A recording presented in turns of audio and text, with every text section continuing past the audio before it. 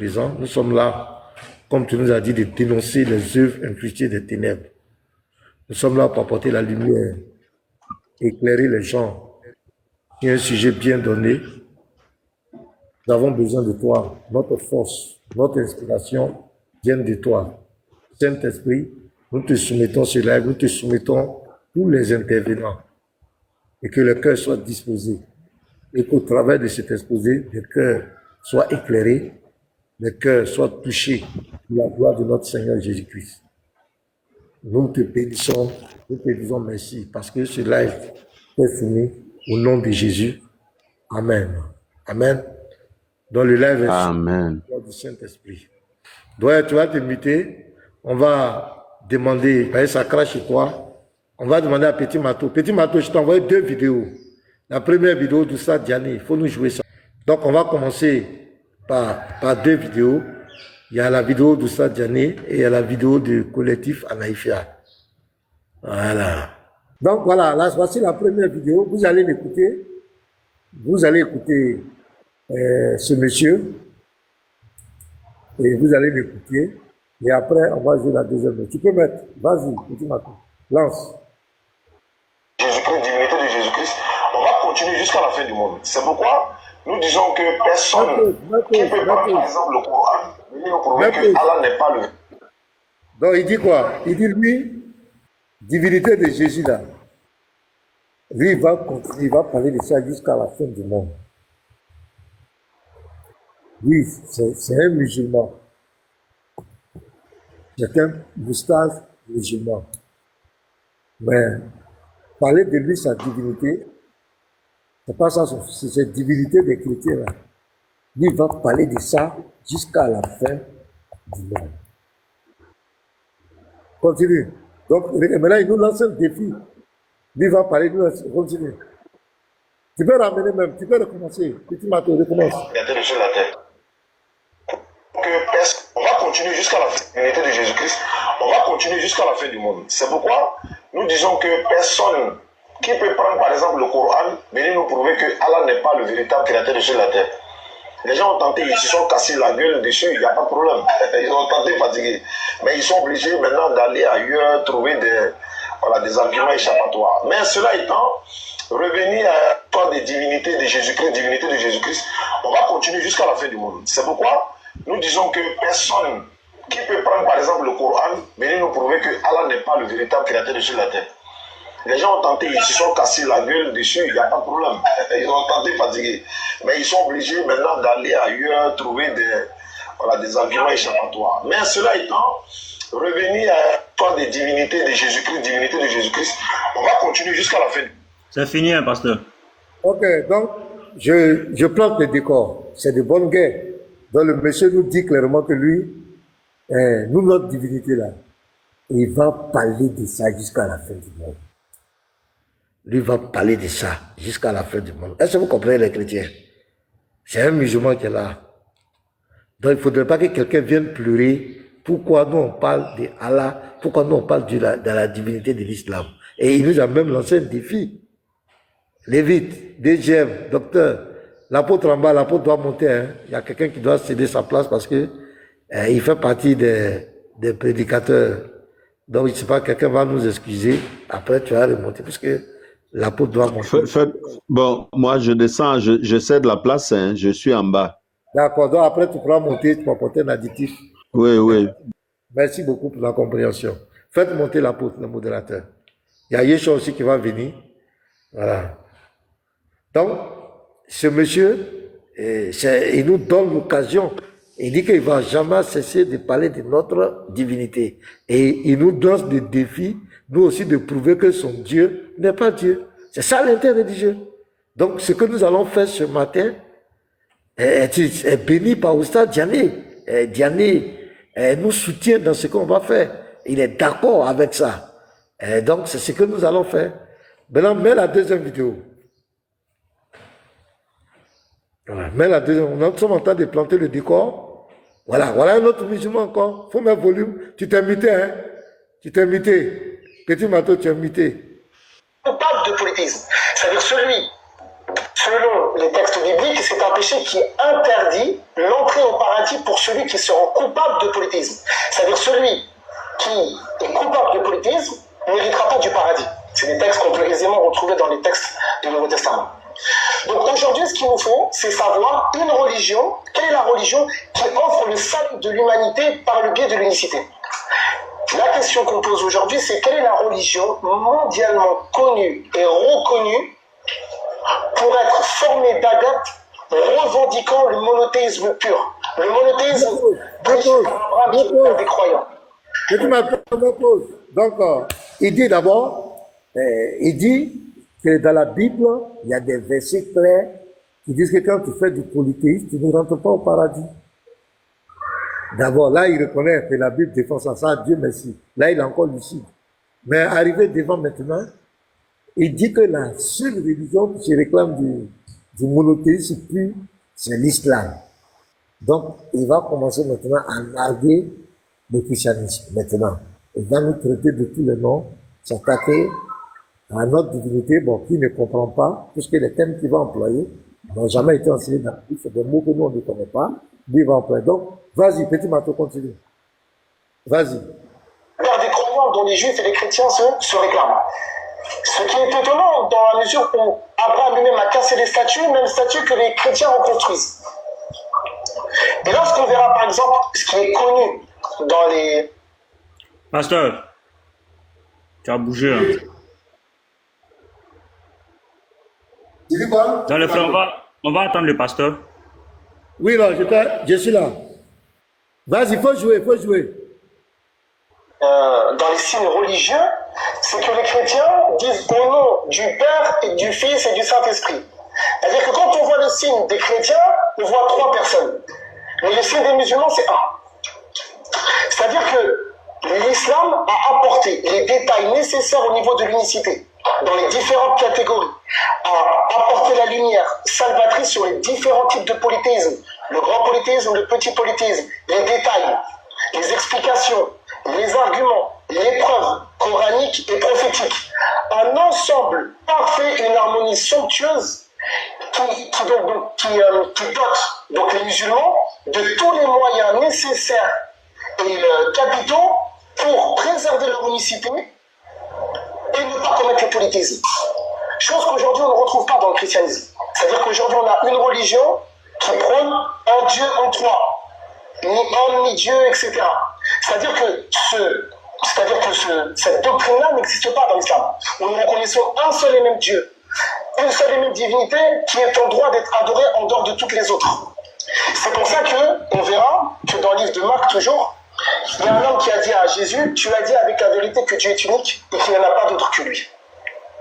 Et c'est ça qu'on retrouve dans le Coran, dans la sourate 22, verset 62, et dans la sourate 31, verset 30, où Allah nous dit Allah dit c'est ainsi qu'Allah est lui le vrai, et ce qu'ils invoquent en dehors de lui est le faux.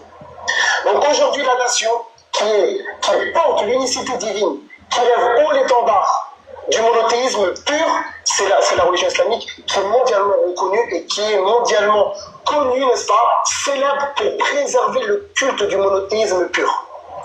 Ceci était le premier point. Le second point, c'est quant à la prière. On voit par exemple que Jésus, que la paix divine soit sur lui, lui-même priait.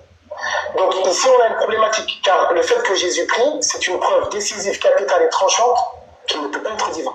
Puisque la prière ne peut émaner que d'une personne qui est dans le besoin du Tout-Puissant.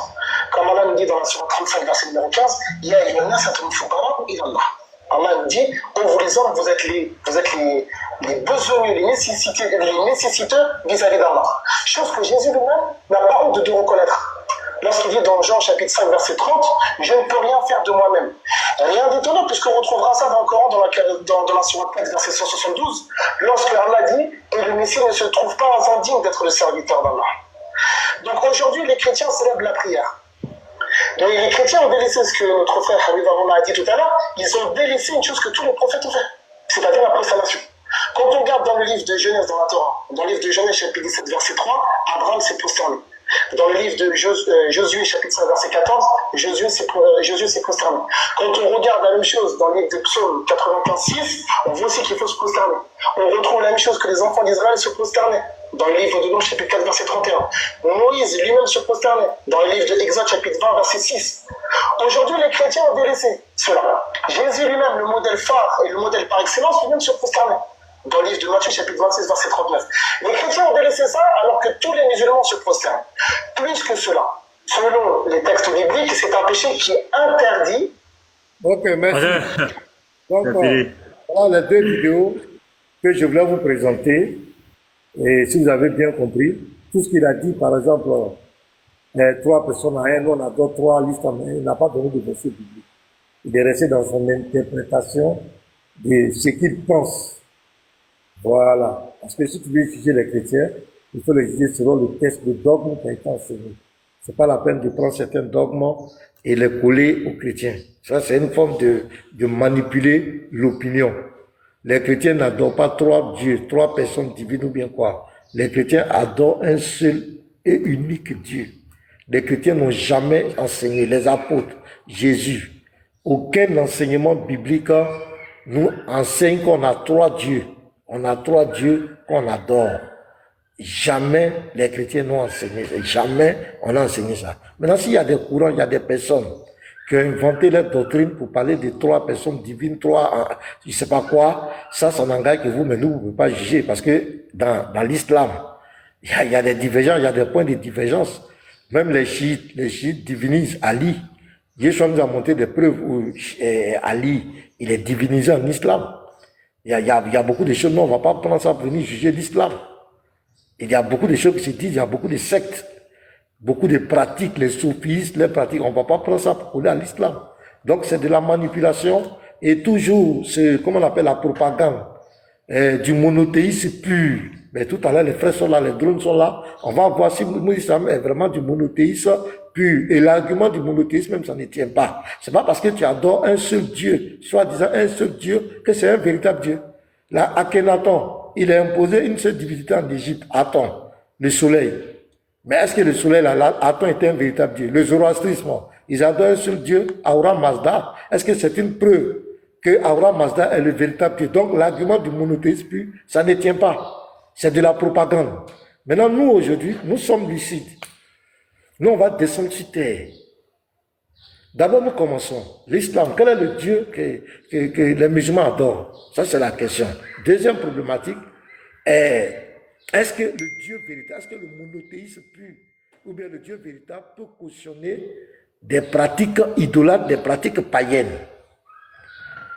Et lorsqu'on a ce débat avec eux et que ça coince, ils voient le polythéisme de l'islam, on voit la corruption, le mensonge, et ils vont se coller à Abraham, à Ismaël et à Agar. Mais je vous assure que Agar, Ismaël et Agar n'ont rien à voir avec toutes ces pratiques qui se font à la Kaaba. Nous, on va revenir, les frères vont donner les détails. Mais moi, je vais commencer par vous dire d'abord que l'islam est la religion qui est le plus camouflé. C'est-à-dire qu'il y a de la dissimulation. L'islam a dissimulé l'identité réelle de son Dieu. Je répète, l'islam a caché l'identité réelle de son Dieu, le Dieu que les musulmans adorent là. Ils ont caché son identité. Le Coran a caché, l'islam a caché, même les savants. C'est pourquoi ils ne savent pas ce qu'ils adorent. La plupart ne savent pas ce qu'ils adorent. Ils sont ignorants de ce qu'ils adorent. Pourquoi je le dis? Quand tu poses la question à un musulman, quel est le Dieu que tu adores? Quel est le nom de ton Dieu? Il te dira Allah. Le musulman va te dire Allah, que c'est Allah le nom de son Dieu. À partir du moment où il dit Allah, vous voyez la grande ignorance.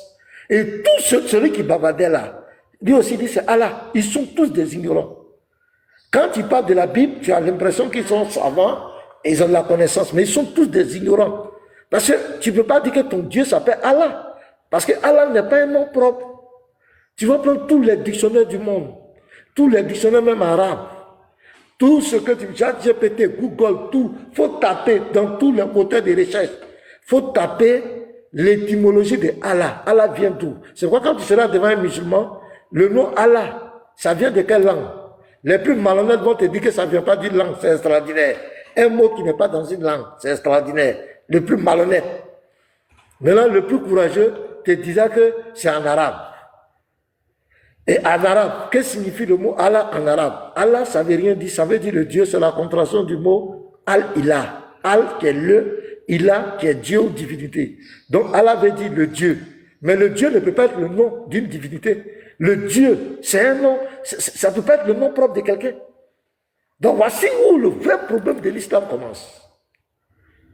Voici le gros problème de l'islam qui est là. Pourquoi vous ne connaissez pas le Dieu que vous adorez? Comment s'appelle ton papa? Mon papa s'appelle le papa. Comment t'appelles ton Dieu? Mon Dieu s'appelle le Dieu. C'est tout. Allah veut dire le Dieu. Donc, avant même de vouloir accuser les chrétiens, nous au moins on connaît notre Dieu. On a les preuves de l'existence de notre Dieu. Notre Dieu est un Dieu multidimensionnel. Nous avons les preuves de son existence. Pose la question à un musulman. Il va te dire que Allah ne ressemble à rien, son Dieu. D'abord, le nom, il y a problème. Il ne ressemble à rien. Il est où ton Dieu? Non, il ne parle pas. Un Dieu qui ne parle pas, un Dieu qui est muet, qui n'existe que dans 114 sourates, et ce n'est même pas lui-même qui parle dans les 114 sourates, c'est un certain esprit, un ange qui allait brutaliser leur prophète dans une grotte. C'est lui qui parle dans les 114, c'est lui qui parle de qu'il y a un Dieu qui l'a envoyé. Là encore, il n'y a aucune preuve. Ce Dieu ne parle pas, parce qu'il n'a jamais parlé à leur prophète. Il n'y a rien dans le Coran. Quand il lit la sourate 53, verset 4 à 5, on dit que c'est cet esprit-là qui a enseigné le Coran à Mohamed. C'est cet esprit qui s'est révélé dans la grotte, qui a enseigné le Coran à Mohamed. Donc, il y a une dissimulation, c'est un problème théologique terrible que les musulmans ont. Et moi, quand je les vois s'attaquer à la foi des autres, s'attaquer au christianisme, s'attaquer à la divinité des chrétiens, moi, ça me fait pitié. Ça me fait vraiment pitié. Nous n'avons jamais dit que nous adorons un homme. Non. Nous adorons Dieu qui s'est fait homme. Jésus-Christ, ce n'est pas un homme qui est devenu Dieu. Jésus-Christ, c'est Dieu qui est devenu un homme. Et nous assumons. Et nous sommes fiers. Et il lui parle. Jusqu'à présent, son nom agit. Il guérit les malades, il délivre. Il sauve des gens, des prostituées qui leur vie est changée, des drogués, des gens qui étaient esclaves des vices de ce monde, des gens qui étaient esclaves des démons, sont délivrés. Jésus continue d'agir. Même moi, hier, on a fait une veillée à l'église, ici. Jésus a fait des choses extraordinaires. Il y a au moins 3 personnes qui sont venues se donner à Christ. C'était extraordinaire. Donc, mes frères, le problème du musulman, quand ils vont monter ici, tout à l'heure, ok, c'est un défi. C'est un défi que je lance. Je sais que vous êtes en train d'enregistrer très bien. C'est un défi. Vous ne connaissez pas l'identité de votre Dieu. Vous ne savez pas ce que vous adorez. À partir du moment où on dit quel est ton Dieu, tu dis ton Dieu, il s'appelle Allah, tu es un ignorant. Allah ne veut rien dire. C'est pourquoi le mot Allah est utilisé par les chrétiens arabophones. Mais les chrétiens arabophones qui utilisent Allah n'adorent pas le Allah du Coran. N'adore pas moi-même. Le Allah, c'est Yassou, c'est Jésus-Christ. Maintenant, vous, votre Allah, là, comment il s'appelle? Pourquoi ils ont caché, ils ont dissimulé son identité réelle? Pourquoi? C'est parce que vous vous reprochez quelque chose, c'est parce que vous adorez un faux Dieu. Deuxièmement, je vais aller très rapidement. Ce Dieu-là, dans le Coran, se présente comme le Dieu d'Israël. Ça encore, on appelle ça l'usurpation d'identité. Non seulement il cache son identité, ça c'est un, son identité est cachée. Deuxièmement, il veut se faire passer pour ce qu'il n'est pas. Dans le Coran, il se présente comme celui qui a envoyé tous les prophètes. Je vais prendre un exemple. Il faut nous prendre la sourate 2, verset 87. Et puis sourate 3, verset 3. Petit Mato, il faut nous aider. Je suis là, un instant. Oh, 87. ok, j'arrive. Et sourate 3. On va aller avec ces deux versets. On va voir. Surat 3, 87 et puis Surat... Sourate 2, 87. 2, 87. Et Sourate 3, verset 3. Vous allez voir, pour attraper un faux Dieu, C'est simple.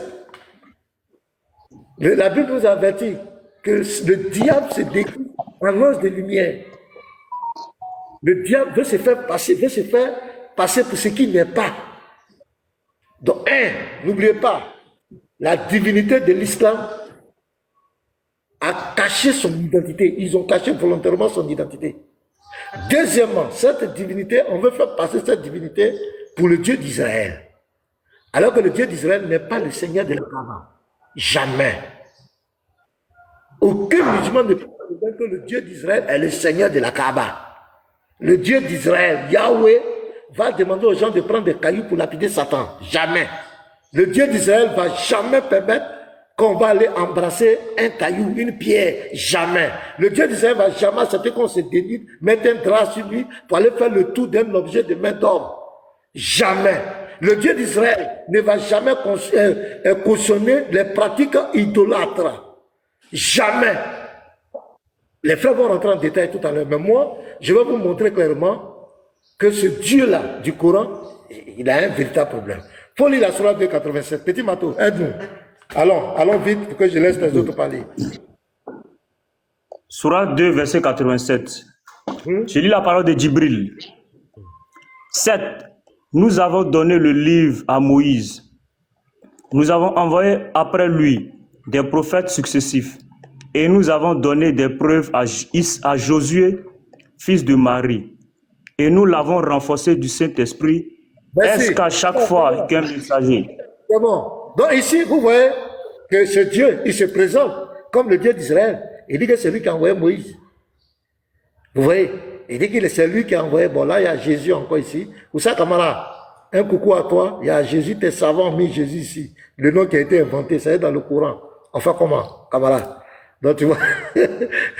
Donc, vous voyez ici, il se présente comme le Dieu d'Israël. Sourate 3.3. On va y revenir ici, mais mets la Sourate 3, verset 3. Sourate 3, verset 3. Sourate 3, verset 3. Ouais.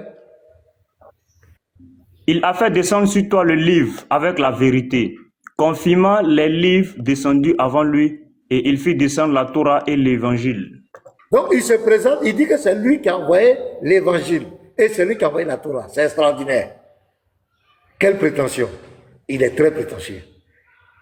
Donc, quand on veut usurper l'identité, on veut se faire passer pour ce Dieu qui a donné la Torah. Mais tout à l'heure, on va vérifier, est-ce que le Dieu qui a donné la Torah là, est-ce que c'est le Dieu de l'islam? Selon le dogme musulman. Maintenant, il dit qu'il a donné l'évangile. L'évangile. Là encore, donner l'évangile, ça veut dire quoi? Parce que l'évangile, c'est Dieu ne connaît pas ce que c'est que l'évangile. Parce que l'évangile, ce n'est pas un livre qui tombe sur quelqu'un. Non, l'évangile, c'est le vécu du Messie. Toutes les prophéties qui concernent le Messie, sa vie, sa naissance miraculeuse, sa vie miraculeuse, son message d'amour et de tolérance, sa mort et sa résurrection. Et même, je vais plus loin, le témoignage même des apôtres. Donc, l'évangile même peut commencer de Matthieu jusqu'à l'Apocalypse. C'est tout ça qui renferme la bonne nouvelle. Mais comment ce Dieu l'a dit que lui, il a donné ça à Jésus? Sur la 19:30, il dit qu'il a donné le livre au bébé. Il a donné un livre à Jésus, au Messie. Il y a un problème. Les musulmans disent Matthieu, Marc, Luc, Jean, ce n'est pas l'évangile que leur Dieu a donné à Issa. Question, où est l'évangile que votre Dieu a donné à Jésus? Aucune trace archéologique, historique. Aucune trace. Cet évangile s'est volatilisé. Ça n'existe pas. Comme par hasard, cet évangile est où? Ils disent que Genèse, Exode, Lévitique, Nombre, Deutéronome, ce n'est pas la Torah. Que Allah a donné la Torah à Moïse, que ce n'est pas la Torah que nous on a. C'est extraordinaire. Mais où est la Torah? La vraie Torah qu'il a donnée à Moïse. Là encore, ça a disparu. C'est extraordinaire. Donc, on a l'impression que Dieu, depuis les temps anciens, il a laissé ses livres. Et les livres, ce n'est pas n'importe quel livre. Parce que la Torah, c'est des vives voix que Dieu a parlé à Moïse. C'est lui-même sa parole qu'il a donnée à Moïse. Donc, il a laissé sa parole, dont il a parlé de vives voix, être corrompu. Et la parole, oui, il n'a jamais parlé dedans. Puisque Dieu n'a jamais parlé dans le Coran. L'Éternel, le Dieu d'Israël, il n'a jamais parlé dans le Coran. C'est un défi encore. Il n'a jamais parlé dans le Coran. Il n'a jamais parlé à Mohamed. Il n'y a pas ainsi parle l'Éternel dans le Coran. Ça n'existe pas. Il n'y a pas un endroit où l'Éternel dit qu'il a parlé dans le Coran. C'est un livre qu'il ne connaît même pas. Il n'a jamais parlé dans le Coran. Maintenant, on va voir. La Torah, on va faire le premier exercice. Allons-y, prends-nous Exode. Exode d'abord 33, le verset 18 à 23. Et puis tu nous prends Exode 34, verset 1. On va voir le Dieu qui a donné la Torah. Maintenant, celui qui dit que ce que nous on lit, ce n'est pas la Torah, il va nous présenter la vraie Torah. C'est fini quoi. Ne vous fatiguez pas les frères. Exode 33. Oui, vas-y. Exode 33, verset 19. Verset 19, vous avez dit. Hein? Ouais, et puis tu descends jusqu'à la fin. Vas-y, lis ça rapidement. Ok. J'ai lu la parole de l'Éternel. Exode 33, verset 19. L'Éternel répondit, je ferai passer devant toi toute ma bonté, et je proclamerai devant toi le nom de l'Éternel.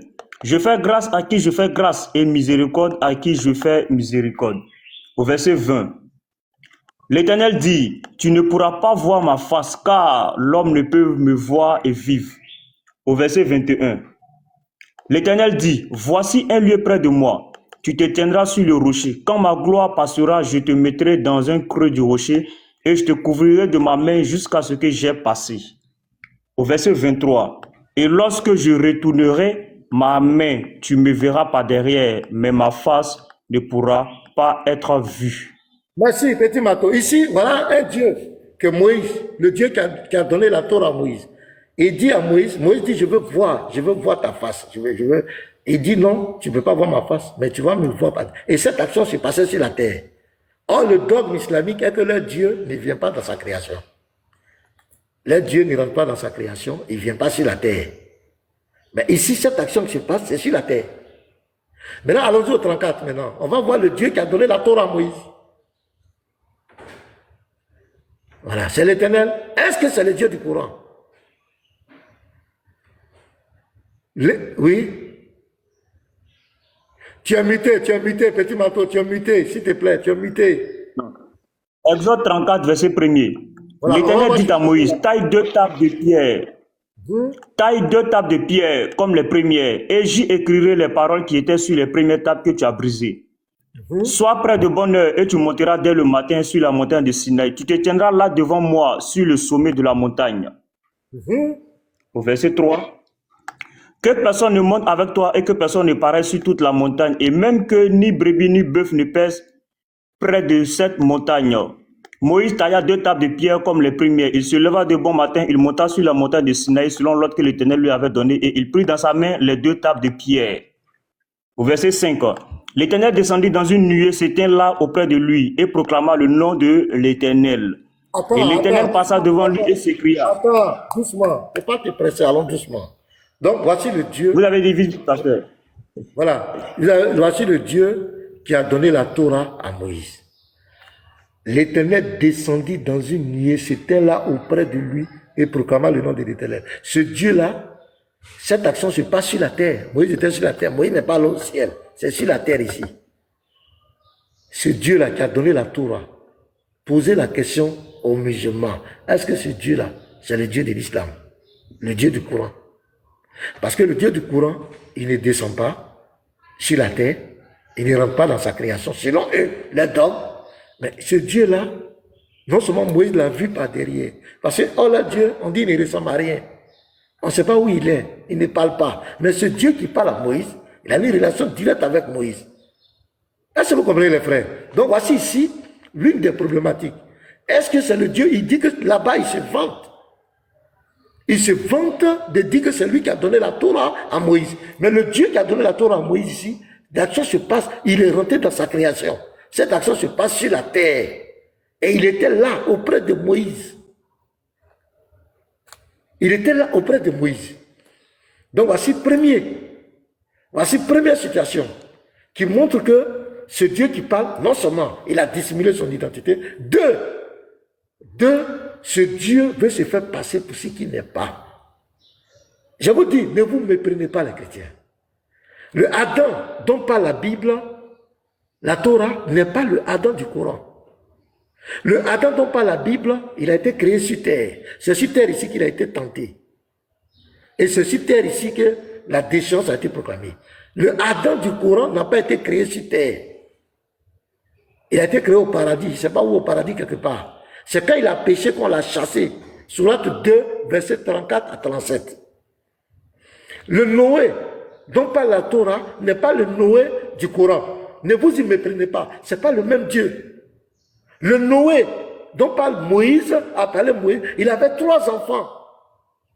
Le Noé dont parle le Coran, lui, il avait 4 enfants. Un 4e enfant dont on ne connaît pas son identité. Sourate 11, verset 43, qui s'est noyé.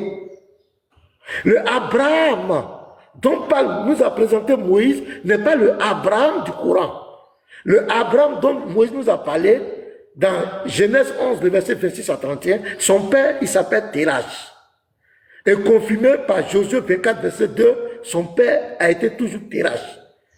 À la sourate 6, verset 74, le père de ce Ibrahim là-bas s'appelle Hazar.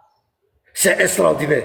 Le Moïse dont nous parle la Torah n'est pas le Moïse du Coran. Parce que le Moïse de la Torah, quand tu prends Exode 2, verset 5 à 10, c'est quand il a été jeté dans l'eau, c'est la fille de Pharaon qui l'a recueilli. Mais le Moïse du Coran, c'est la femme de Pharaon qui l'a élevé. Sourate 28, le verset 9. Ne vous y méprenez pas, les frères. Le Jésus-Christ dont parle la Bible n'est pas le Issa du Coran. Ce n'est pas le même Dieu. On va prendre je vais lire 2 versets pour accélérer rapidement. Prenons la sourate 9, verset 30. Allons-y.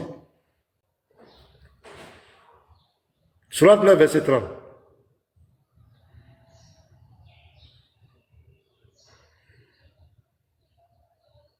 Donc je vais conclure là pour laisser les autres parler. On ne va pas que je sois long. L'Égypte dit... Sourate 9, verset 30. Voilà, lis. Vas-y. L'Égypte dit... Sourate 9, verset 30, j'ai la parole de Djibril. Ok, il faut lire. Lis, Les lis. Juifs disent, Uzaï est fils d'Allah. Et les chrétiens disent, le Christ est fils d'Allah. Telle est leur parole provenant de leur bouche. Ils imitent le dit des mécréants avant eux, qu'Allah les anéantisse. Comment s'écarte-t-il de la vérité? Donc voici ce Dieu qui accuse les Juifs et les chrétiens. D'abord, là, c'est pas vrai. Les Juifs n'ont jamais dit que Esdras est fils de Dieu. Quand on nous donne un seul document où les Juifs ont dit ça. Deuxièmement, ce n'est pas nous les chrétiens qui disons que Jésus est fils de Dieu. C'est Jésus lui-même qui dit qu'il est fils de Dieu. Donc pour ce Dieu-là, ce Dieu camouflé, qui usurpe l'identité de Yahweh, ce Dieu-là, pour lui, fils de Dieu pour lui, c'est que nous avons accusé Dieu d'avoir des rapports sexuels avec des femmes. C'est de façon biologique. Ce Dieu ne connaît pas la spiritualité. Il prend tout au premier degré.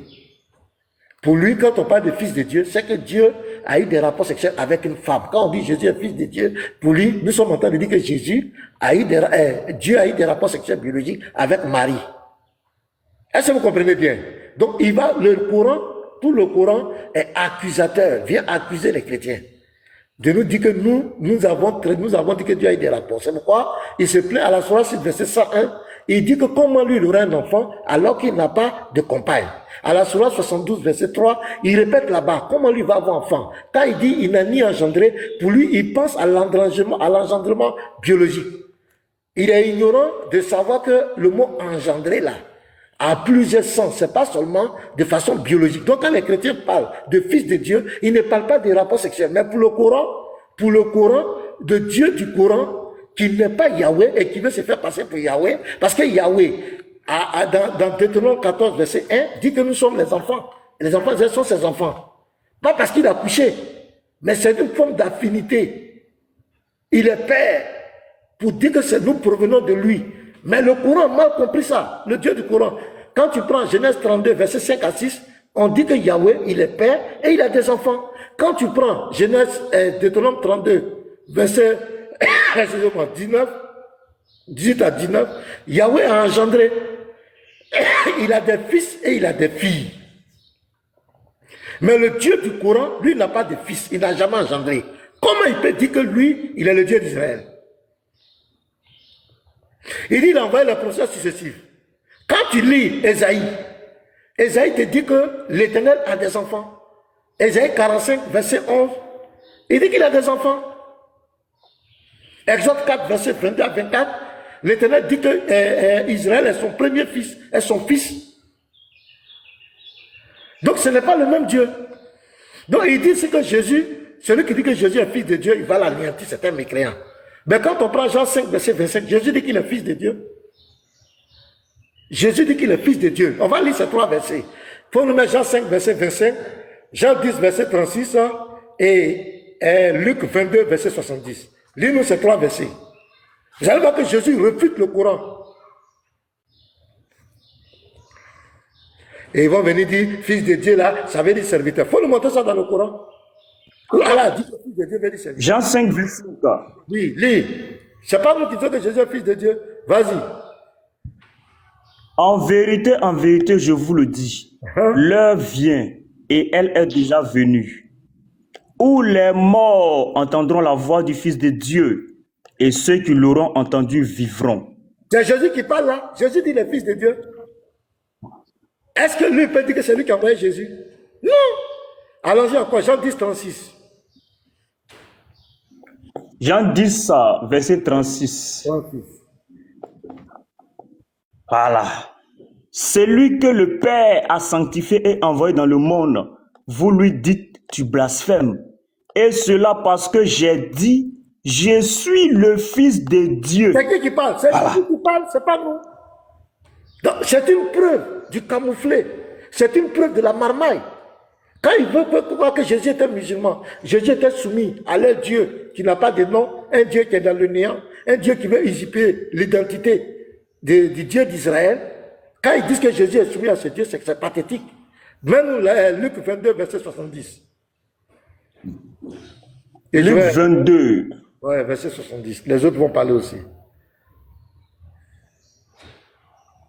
À partir du verset 70, Il il est écrit, tous disent, tu es donc le Fils de Dieu?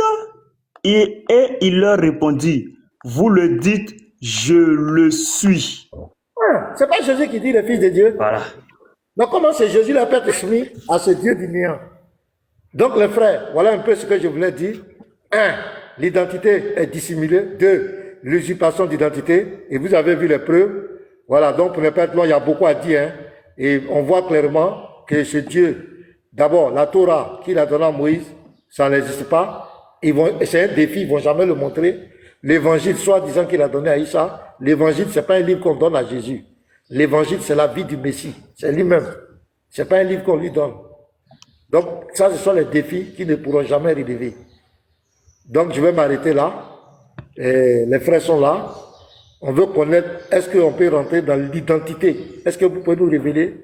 Vous avez des informations d'identité ou bien si vous avez quelque chose à dire? Inibo est là. Scanner, lui, je ne sais pas s'il a quelque chose à dire après. Les frères sont là. Si vous avez quelque chose à dire, vous avez la parole. Mais allons-y. Voilà, le débat est ouvert. Que Dieu vous bénisse. Voilà, parce que je pense que... Tu voulais aller, fils du temps? Non, on avait dit qu'on allait essayer de faire un programme, donc qui commence avec les sources et tout ça. Non, Je pense qu'on avait dit que Petit Mato ouvrait le bal avec les sources. Après ça, on verra qui monte quoi. Si on peut aller comme ça. Parce que moi, je vais intervenir sur la partie spirituelle du culte de l'islam et puis sur l'identité même de Allah. Réellement. Ben si, c'est propre. Donc, Petit Mato, allons-y, hein. Qui est la divinité de l'islam? Est-ce qu'il y a un Dieu véritable? Voilà. C'est le paganisme, tout ça là. Donc, allons-y, tu as la parole. Voilà. Ok. Donc, les frères, shalom, shalom à tous et soyez bénis abondamment, que le Seigneur Jésus-Christ vous bénisse. Voilà, le thème, c'est l'identité du Dieu de l'islam là. Lui qui a parlé dans le Coran, là, nous cherchons son identité. Voilà, et moi, je vais commencer d'abord par... Moi, je ne vais pas être long, parce que si je suis long, peut-être je peux rentrer dans certains exposés ou certains plans de certains frères. Donc, moi, je ne vais pas être long, hein, voilà, pour permettre aux frères de vraiment bien exposer. Voilà, puisque c'est moi qui dois introduire. Donc, celui qui doit introduire ne doit pas être long, de peur que ceux qui vont développer là, voilà, ne puissent pas réduire ou soit se mélanger. Donc, d'abord, moi, je vais commencer par le début, le commencement. Je vais d'abord lire la sourate 33, Voilà, je vais mettre la caméra un instant. Voilà, je vais d'abord commencer par la sourate 33 et rappeler quelque chose de très important. Voilà, parce que c'est de là que tout a commencé. Voilà, tout a commencé. Et Allah même reconnaît ça. Voilà, Allah a validé ça. Donc vous n'êtes rien. Voilà, vous n'êtes rien pour dire non, pourquoi c'est pas dans le Coran que vous montrez. Non, pourquoi vous dites ça. Regardez. Qu'est-ce que Allah dit? Sourate 33 Al-Ahzab. Allah dit: restez dans vos foyers et ne vous exhibez pas à la manière des femmes d'avant l'islam. Jahiliya. Je m'arrête là. Donc ici, les frères, nous voyons bien que Allah parle d'une époque, de la Jahiliya, une époque avant l'islam. Mais cette époque-là, on ne peut que la trouver dans ces livres-là. Voilà. On ne peut que trouver dans ces livres et bien d'autres. Ces femmes aux côtés du messager d'Allah, Muhammad, le nectar cacheté, et Ibn Ishaq, Ibn Ishaq, voilà la biographie du prophète. Allah dit: ne vous exhibez pas à la manière des femmes avant l'islam. Donc, ce qui veut dire qu'il y a une époque qui est en dehors, qui est en dehors du Coran. Voilà, qui est en dehors du Coran. Donc, en un mot, vous ne pouvez pas trouver cette époque-là, qui est la Jahiliya, en dehors, c'est-à-dire en dehors des sources islamiques. Et vous ne pouvez pas trouver ces sources-là dans le Coran. Parce que le Coran est venu après cette époque-là, d'où l'époque anté-islamique. Quand on dit anté-islamique ou pré-islamique, c'est l'époque où le prophète n'avait pas encore reçu la révélation. Sinon, la petite et simple question que nous, on vous pose, donnez-nous dans le Coran le verset où le prophète a reçu sa révélation à 40 ans. Le prophète a reçu sa révélation à 40 ans, cela n'est pas écrit dans le Coran. Donc nous devons forcément et obligatoirement nous tourner vers les sources islamiques qui en parlent. Voilà. Donc, par exemple, je vais commencer avec... Il y a un bruit quelque part. Je ne sais pas c'est chez qui, mais la personne peut se muter rapidement. Voilà, par exemple, pasteur, je vais montrer un livre. Et par exemple, je viens de dire que le prophète, par exemple, vous voyez, Ibn Hisham. Voilà. Ibn Hisham, la biographie du prophète. C'est ici qu'on peut trouver l'histoire. Le prophète a reçu la révélation, par exemple, à la page 66. Voilà. À la page 66. Et cela, nous devons le rappeler. Vous voyez, la révélation de l'islam. Vous ne pouvez pas avoir cela dans le Coran. Voilà. Donc, c'est obligatoire. Et ne soyez pas étonnés de voir les frères sortis des livres. Les frères sortis des sources, ne pleurez pas en commentaire pour dire non, et ils ont en train de montrer que Allah c'est ici. Non, pourquoi pas dans le Coran? Parce que le prophète a reçu le Coran, et le Coran, ce sont les versets que le Dieu qu'il a voulu prôner, ou le Dieu qu'il a imposé aux Mécois, c'est ce Dieu-là qui a commencé maintenant à lui révéler les choses. Voilà, donc voilà pourquoi vous ne pouvez pas avoir, ou du moins toutes les informations sur l'époque de la Jahiliya. Et c'est pourquoi Allah lui-même, reconnaissant encore cette époque-là, va rappeler encore dans la sourate, pasteur, il y a un bruit là, va rappeler encore dans la sourate 53, Allah, puisque Allah est d'accord avec l'époque de la Jahiliya, et Allah même est d'accord qu'on fouille de gauche à droite. Regardez, sourate 53, versets 19 à 20. Que vous ensemble des divinités, Lat et Uzza, vous ne pouvez pas avoir ces noms-là dans la Bible. Ça n'existe pas. Même dans le Talmud, vous ne pouvez pas avoir ça. Même dans les apocryphes, vous ne pouvez pas avoir ça. Mais ces noms existent ou ont existé à l'époque de la Jahiliya, l'époque avant l'islam. Et ces deux idoles qui ont été citées ici, Lat et Uzza, faisaient partie des idoles, parmi les 360 idoles qui étaient autour de la Kaaba. Voilà. Ainsi que Manat, cette troisième hôte. Donc voici trois idoles qui ont été citées ici. Et Allah même est d'accord avec ça. Allah est d'accord avec l'époque anté-islamique. Voilà, c'était juste un rappel pour dire aux musulmans de ne pas pleurer lorsqu'on va lire les sources que vous ne connaissez pas, les sources qu'on ne vous a jamais apprises, des sources qu'on n'a jamais lues devant vous à la mosquée. Voilà. Donc, prenez note des sources qu'on va lire. Mais d'abord, pasteur, moi je vais commencer, voilà, passer le micro. Je vais commencer juste sur l'époque anté-islamique en ce qui concerne la consécration du prophète et son grand-père. Voilà, parce que c'est très important. Il faut dire que le prophète, d'abord, premièrement, a été consacré à l'idole qui est Oubal. Et on va voir les rites et tout ce qui se faisait à cette époque. On va parler de ça, c'est très important. Parce qu'il y a des musulmans qui ne savent pas que leur prophète, ils l'ont pris et ils sont allés le donner, ils sont allés le consacrer comme ça à une statue. Attends. Je bug. Oui, pasteur, Allô? vous buguez. Hein. Oui, vous buguez, pasteur. S'il vous plaît. Je bug. Hein? Oui. Fermez la page, fermez, quittez TikTok. Donc vas-y. Revenez. Je vais changer de connexion. Je vais mettre. Mutez-vous, fermez la page, ressortez et puis D'accord. revenez. Voilà. Donc les frères, on tapote toujours. Et c'est très important de tapoter le live et aussi envoyer les fleurs. Ça permet de stabiliser le live. Voilà. Que Dieu vous bénisse abondamment. Donc, je disais qu'il y a des musulmans qui ne savent pas que leur prophète a été consacré à une idole. Il faut qu'on parle de ça. Et gloire à Dieu, il y a un frère, voilà, quand je suis venu à Abidjan, il y a un frère, Dieu, ça dit, Dieu est trop bon, Jésus est trop doux, pasteur. Il y a un frère qui m'a acheté un livre. Il m'a appelé, il m'a acheté un livre. Voilà. Et dans le livre là, pasteur, on montre même, lorsque Ad Moutalib est rentré dans la Kaaba là, ce qu'il a dit, les propos qu'il a dit, c'est-à-dire les incantations qu'il a dit étant dans la Kaaba. Et on va lire ça. C'est pourquoi c'est important d'avoir les livres. Et vraiment les frères, si vous pouvez soutenir tous les frères avec des livres, c'est très important. Parce qu'il y a des choses dans les PDF là qui ne sont pas dans les livres. Et il y a des choses qui sont dans les livres que tu ne peux pas avoir sans PDF. Aujourd'hui, je vais vous montrer, lorsque le grand-père il est entré dans la Kaaba là, ce qu'il a dit. Et c'est très grave. Et c'est très grave. Parce que c'est ce qu'on appelle le paganisme et l'idolâtrie même, c'est ça. Et c'est ce que les féticheurs, les bouddhistes, les comiens, ils font.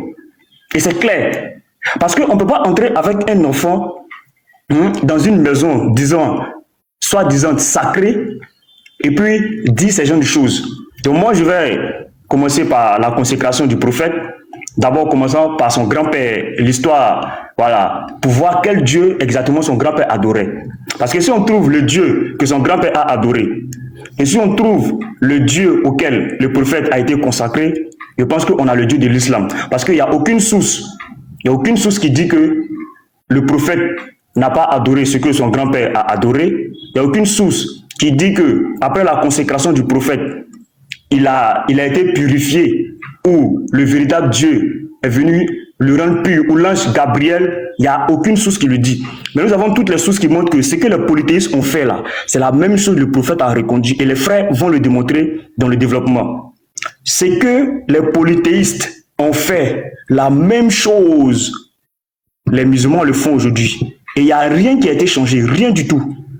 Que ce soit dans le Coran, que ce soit dans la Sunna, rien du tout n'a été changé.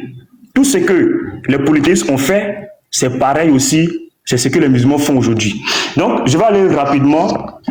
Voilà, vous voyez, Ibn Ishaq, Muhammad. Voilà, je vais commencer par celui-ci. D'abord, on va voir quel Dieu le prophète, le grand-père a adoré. Voilà. Donc, ensuite, tout ça, je présente encore le livre. C'est Ibn Ishaq. Voilà, Ibn Ishaq, la biographie du prophète Muhammad. Ici, on dit, ici à la page 110, le creusage de Zamzam et le désaccord à ce sujet. Voilà. On dit, Ad Moutalib raconte, pendant que je dormais dans le Hijj, quelqu'un vint me dire en vision, creuse Taïba, et je lui répondis, et qu'est-ce que Taïba? Mais il s'en alla. Le lendemain, je retournais au même endroit et y dormis. Alors, il revint et me dit, creuse Bara. Je répondis, et qu'est-ce que Bara? Mais il s'en alla. Le surlendemain, je retournais à la première place et y dormis et il revint. Donc, ce même événement s'est produit 3 fois. Maintenant, je vais aller plus rapidement, je vais sauter certains trucs. Qu'est-ce que Zamzam? Alors il répondit, il ne s'épuise pas et n'est jamais à sec. Il abreuve les nombreux pèlerins. Écoutez bien, le Zamzam là, il abreuve les nombreux pèlerins et il est entre l'excrément et le sang. Donc ici, on voit bien qu'on dit le Zamzam abreuve le nombreux pèlerins. Mais attends, ce qui veut dire que le pèlerinage que vous faites, vous les musulmans, ce n'est pas un pèlerinage qui a commencé avec le prophète, mais c'est un pèlerinage qui a commencé avec les idolâtres, les païens, parce que les païens le faisaient. Al-Muttalib n'était ni musulman, ni chrétien, ni juif. Il était un idolâtre. Ok, on lit ici. Écoutez bien, vous allez voir que l'islam, c'est le paganisme. Lorsque l'endroit précis fut indiqué à Al-Muttalib et celui-ci sut qu'il correspondait à ce qui lui fut révélé, il prit une pioche et s'en alla, accompagné de son fils Al-Harith. En ce temps-là, il n'avait d'autre fils qu'Harith et se mit à creuser. Écoutez bien l'histoire. Quand le sommet de la source apparut, il cria, il a vu pour Al-Muttalib. Qu'est-ce qu'il a? Il a crié comment? Il cria Allah Akbar. C'est que vous dites, Atakbir, Allah Akbar. Vous n'avez pas pris ça chez quelqu'un. Abraham n'a jamais dit Allah Akbar. Moïse n'a jamais dit ça. Issa n'a jamais dit ça. Le premier qui a dit ça là, c'est Al-Muttalib. Lui qui était idolâtre et il n'est jamais devenu musulman parce qu'il est mort avant que le prophète de l'islam ne vienne au monde. Il cria Allah Akbar. Et c'est ce que vous dites, Atakbir, Allah Akbar. Vous le tenez de qui? De Al-Muttalib qui était païen. Je vais encore plus rapidement puisque j'ai pas assez de temps. Toujours dans la même page, toujours sur la même ligne. Puis Al-Muttalib dit à ces gens, mais par Dieu. Voilà, Al-Muttalib dit, mais par Dieu. De quel Dieu s'agit-il? On va voir avec le nectar cacheté et la biographie de Hicham, de quel Dieu s'agit-il? Mais par Dieu, nous livrer ainsi à la mort de notre propre gré, sans parcourir la terre et sans chercher à nous sauver. Voilà, il dit, puisse Dieu nous fournir de l'eau en quelques. Donc ici, on voit que Al-Muttalib dit Dieu, Dieu, Dieu, Dieu. Ici, il a dit quoi? Allah Akbar. Parce que nous cherchons l'identité de ce Dieu-là. Ok, on va poursuivre à la page 112. Je reviens ici. Il vint, burent et remplit leur antre. Puis il dit, par Dieu, ce qu'il a dit par Dieu, il a mis pour les polythéistes, les Kouraïch. Ils dirent, par Dieu, l'arbitrage est prononcé en ton faveur. Oh, Al-Muttalib, par Dieu, les polythéistes, par Dieu, nous jurons de ne jamais vous contester au sujet du Zamzam. Zamzam que vous partez boire jusqu'à présent pendant le pèlerinage là, c'est un païen, un polythéiste qui l'a découvert. Et vous continuez toujours de boire quelque chose qu'un polythéiste a découvert. Voilà. Et fais ce qui t'a donné Zamzam. Retourne donc à ta sikaya. Voilà, sikaya c'est-à-dire boisson sacrée. Donne à boire aux pèlerins. Or, le prophète n'était pas encore né. Mais vous faites la même chose, vous buvez l'eau du Zamzam lorsque vous faites le pèlerinage là. Vous allez prendre ça, la boisson sacrée là. Oh, cela vient de qui? Cela vient des polythéistes. Cela vient des païens, des Kouraïch. On poursuit. Ici, on vient maintenant à la page 113, puisque je rappelle, nous sommes en train de chercher l'identité du Dieu de l'islam. Quand il s'aperçut qu'il ne s'arrêtait pas, il le laissa creuser. À peine eut-il creusé un peu que le couvercle du puits lui apparut. Al-Muttalib, cria alors Allahu Akbar. Voilà. Il cria alors Allahu Akbar. Et c'est ce que vous dites tous les jours. Que ce soit à la mosquée, partout. Vous dites ça. Qui a dit? Al-Muttalib qui était païen. Parce que lui aussi, il adorait Allah. On va voir le Allah que lui l'adorait là. Il s'appelle comment? On va voir maintenant si ce n'est pas le même que vous adorez. Et le prophète lui-même va confirmer que c'est le même. Il va dire que c'est le même. Il n'y a pas de différence, c'est le même. Regarde ici. Oh, Al-Muttalib, nous avons le droit de partager cela avec toi. Il répondit, non, mais faisons la justice entre vous et moi. Tirons au sort par les flèches.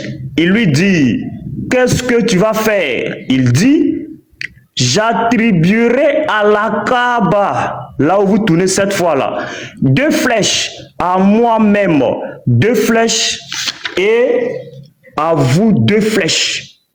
Voilà. Donc, il a dit que on va aller à la Kaaba, là où vous les musulmans vous partez tourner là. Il dit, le grand-père dit, allons là-bas. Ils sont arrivés ici. On donna les flèches à l'homme de flèches qui était chargé d'en tirer le sort. Devant qui? Voici le Dieu dont, quand il dit Allah Akbar, voici le Dieu dont il parle. Devant Oubal. Oubal est, pas était, est. On dit Oubal est, c'est pas était.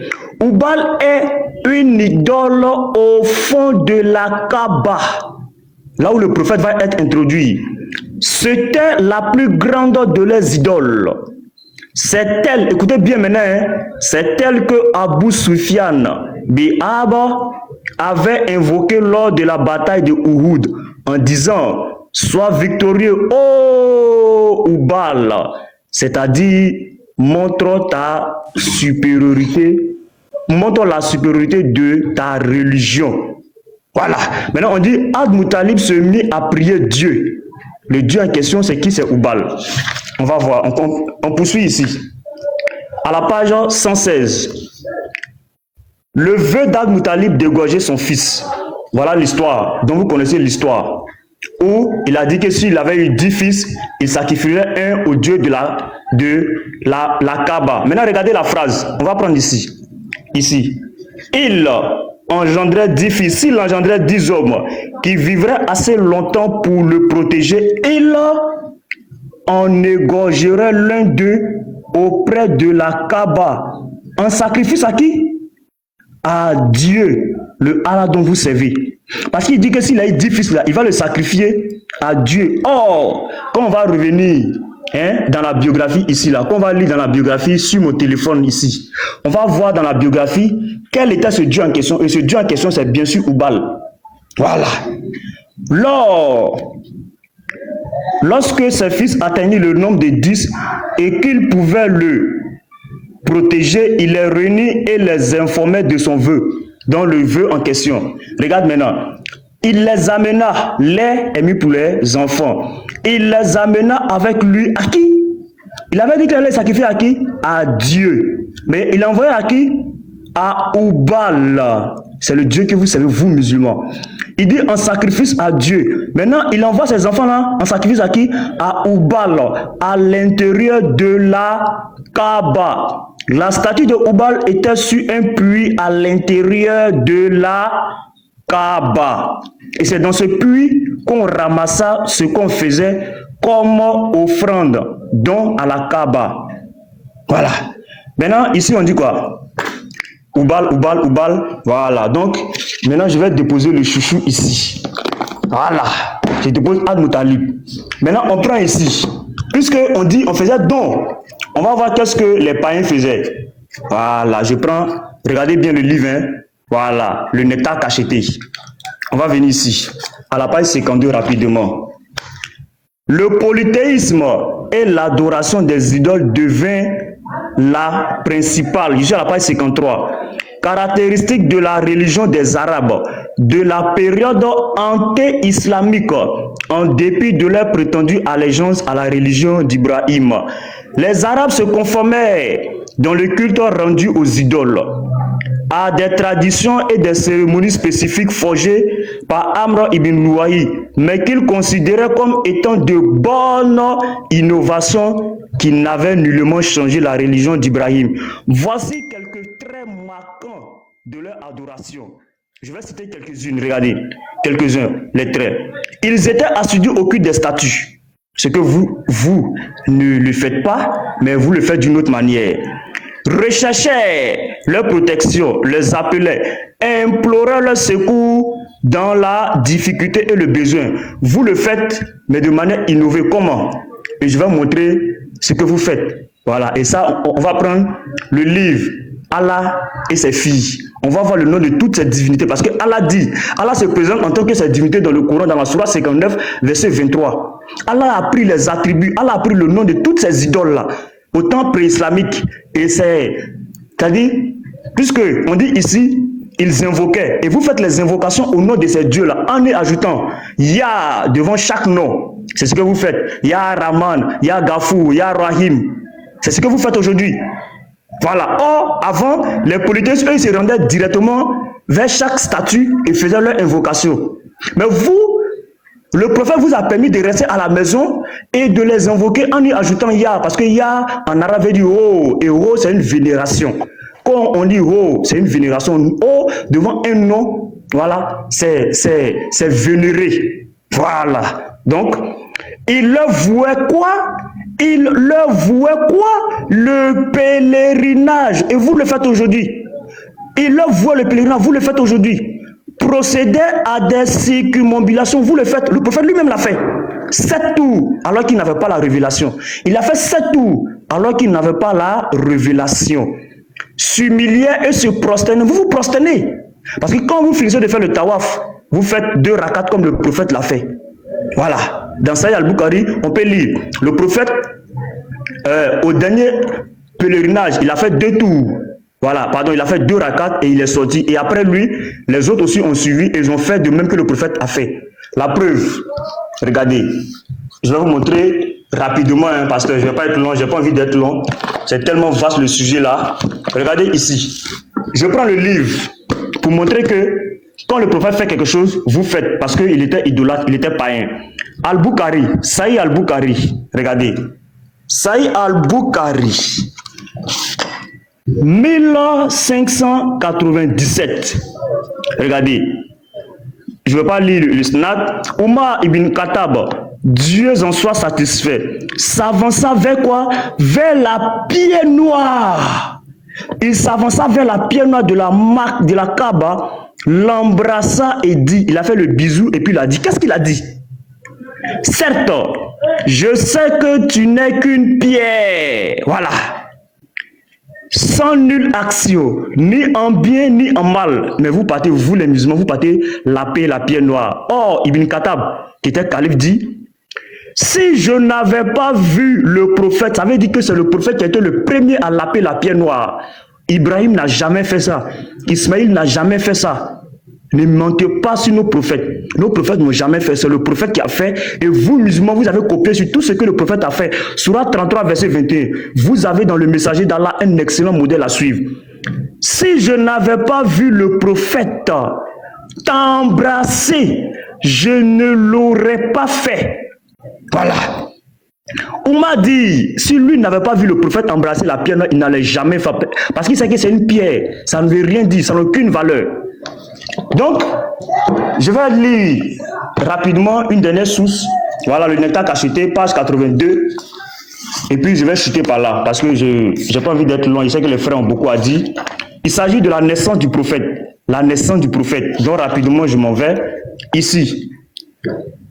Voilà, ici. Al-Muttalib, le grand-père du prophète, ce dernier s'en réjouit et prenant le nouveau-né, il l'introduisit dans la Kaaba. Donc il allait avec le prophète. Il introduit le prophète dans la Kaaba où il pria Dieu et le remercia. Point. Voilà, c'est la phrase. Écoutez bien. Il pria Dieu et le remercia. Maintenant, c'est là que le livre maintenant va rentrer au jeu. Voilà. Ces femmes aux côtés du messager d'Allah. Muhammad Ali Koutoub. Voilà. C'est dans ce livre-là. On va nous expliquer. Lorsqu'il est entré dans la Kaaba, là, qu'est-ce qu'il a dit et qu'est-ce qu'il a fait? On va aller rapidement à la page 22. Voilà. La page 22 du livre. Amina déclara, lorsque je l'ai mis au monde, une lumière est sortie avec lui. Illuminant tout l'Est, en l'Ouest, la lumière a éclairé les palais et les marchés de Syrie, jusqu'à ce que je vois le cou des chameaux à Basra. J'ai vu 3 drapeaux dressés, un à l'Est, un à l'Ouest et le troisième au-dessus de quoi? De la Kaaba. Voilà. Maintenant, regardez ce que Muttalib fait. Ad-Muttalib, le grand-père du prophète, se présenta auprès d'Amina et amena le jeune Muhammad à la Kaaba. Il tourna Voici ce qu'ils n'ont pas dit. Vous voyez, c'est que eux, puisque ici, ils se sont arrêtés, ils priaient et remerciaient Dieu. Voilà pourquoi, vous voyez, les musulmans, ça dit, ils ont caché toute la vérité dans tous leurs livres. Vous voyez, ils ont mis un peu ici. Ils ont mis un peu ici, il y a un peu ici, il y a un peu ici. Ils ont caché, ça dit, ils ont mis petite la vérité là. Ils ont éparpillé. Et ça, c'est le travail du diable. Parce que s'ils mettent tout ça dans un livre, et nous, on va le lire et on saura. Donc, ils ont caché un peu. Donc, il faut avoir beaucoup de livres pour vraiment démontrer, démystifier l'islam. C'est pourquoi les frères, soutenez les frères avec des livres, c'est très important. Parce que ce que je vais lire là, Neta Kacheté n'a pas dit ça. Biographie de Hicham n'a pas dit ça. Vous voyez, regardez. Il tourna autour en disant louange à Allah qui m'a donné ce garçon-ci. Quel Allah? Hein? Quel Allah? Oh, il est rentré à l'intérieur. Qui se trouve là-bas au bal? Il dit louange à Allah. Parce que le prophète lui-même, il va confirmer cela. Il va montrer que le prophète lui-même a confirmé que le même être là, lui que vous avez connu sous le nom d'Allah là, c'est le même que moi je vous présente. Le grand-père dit louange à Allah qui m'a donné ce garçon. Si important et cher, je cherche la protection d'Allah pour lui. Voilà, c'est dans la Kaaba, il tournait en disant ça. Il tourna autour. Donc, ce que vous faites là, il a pris le prophète et puis il a fait ça aussi. Voilà, et puis il récitait. Or, réciter une chose plusieurs fois, ça devient de l'incantation. Ça devient une incantation. Et ça ne vient pas de Dieu. Il tourna autour en disant louange à Allah. Quel Allah? Quand il a dit Allahu Akbar, il parlait de qui? Oubal. Louange à Allah qui m'a donné ce garçon si important et cher. Je cherche la protection d'Allah pour lui. Voilà. Donc à l'intérieur de la Kaaba là, il tourne autour et puis il dit ça. C'est grave. Et c'est très grave. Voilà. Donc je ne vais pas être long parce que si je dis je vais vraiment monter, il y a beaucoup de choses. Maintenant regardez, je vais monter rapidement une dernière chose, les idoles. Voilà, je prends le Coran et je monte rapidement. Sourate 59, voilà, verset 23 et je chute par là. Regardez ici, Sourate 59, verset 22. Qu'est-ce que Allah dit? Allah dit au verset 23, c'est lui Allah, nulle divinité autre que lui, le souverain, une idole, le pur aussi une idole, l'apaisant aussi qui est une idole, le rassurant, le prédominant, le tout-puissant, le contraignant, l'orgueilleux, en arabe, Al-Malik, Al-Qudus, Al-Samad, Al-Muminoun, Al-Mu'min, Al-Aziz, Al-Jabbar, Al-Mutatabir. Voilà, voici le nom de ces idoles-là. Que Allah ça dit, Allah dit que c'est lui. Lui là. Lui, il porte le nom de ses idoles. Maintenant, regardez. On va venir rapidement ici. Vous voyez? Je vais vous montrer les idoles. Regardez bien. Allah et ses filles. Un petit dictionnaire des 360 dieux de la Jahiliya. Allah même a confirmé la Jahiliya. Allah même a confirmé ce mot Jahiliya, qui veut dire en arabe l'époque pré-islamique. Voilà, l'époque de l'ignorance. Voilà, regardez. Par exemple, ils ont dit, Allah dit qu'il est quoi? Al-Jabbar. Voilà, on va prendre le J. Voilà, je ne vais pas être long, je vais monter deux ou trois. Voilà, 2 ou 3 idoles. Voilà, il a dit qu'il est Al-Jabbar. On va voir Al-Jabbar là, c'est qui? On va dans J, vous allez voir. Vous ne serez pas choqués, hein, les frères. Voilà ici. Regardez. Al-Jabbar, le dieu de la violence de la Mecque. Ce sont les dieux mécois. Je vais zoomer, allez voir. Al-Jabbar, le dieu de la violence de la Mecque.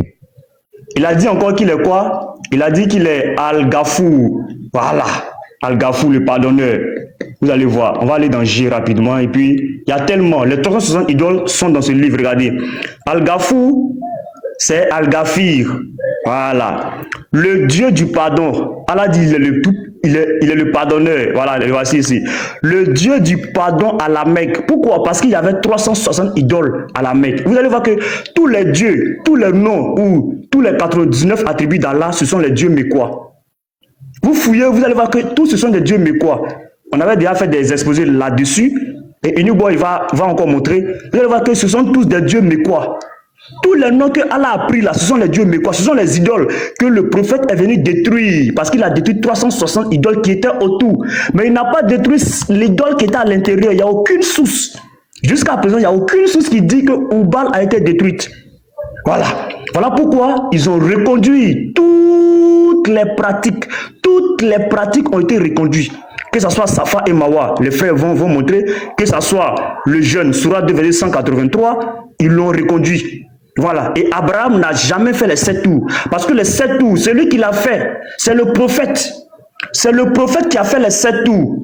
Voilà. Et je crois que les frères vont le montrer. Dans la biographie d'Ishmael, à la page 66, c'est le prophète qui l'a fait. Voilà, donc le véritable nom de ce Dieu-là, c'est Oubal. Le Dieu que les musulmans servent, c'est Oubal. Parce que Omar a dit que la pierre noire, si lui n'avait pas vu le prophète embrasser cette pierre, il n'allait jamais le faire. Parce qu'il sait que c'est de l'idolâtrie. Il sait que cela ne vient pas de Dieu.